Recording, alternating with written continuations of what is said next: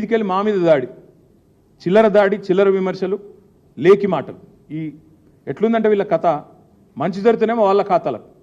కేసీఆర్ ప్రభుత్వం నోటిఫికేషన్లు ఇస్తుంది, కేసీఆర్ ప్రభుత్వం పరీక్ష పెడుతుంది, కేవలం కాగితాలు ఇచ్చే పని మాత్రం మిగిలిపోయింది. కోర్టు అడ్డం వచ్చింది, ఏదో కోర్టులో స్టే వస్తే ఆగిపోయింది. ఆ ఉద్యోగాలేమో నేను ఇచ్చినా అని చెప్పి డబ్బా కొట్టుకుంటారు. మేమిచ్చిన ఉద్యోగాలను బడ్జెట్లో స్పీచ్లు కొడతారు. కానీ ఈ ప్రాజెక్టు మాత్రం ఇవాళ ఏదో చిన్న జరిగింది, సంఘటన జరిగింది, ప్రాజెక్టులో జరుగుతుంటాయి.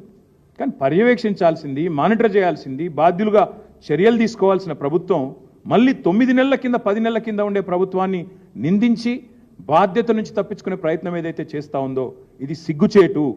ఉప ముఖ్యమంత్రి గారు కూడా నేను డిమాండ్ చేస్తూ ఉన్నా, మీరు వెంటనే చర్య తీసుకోండి.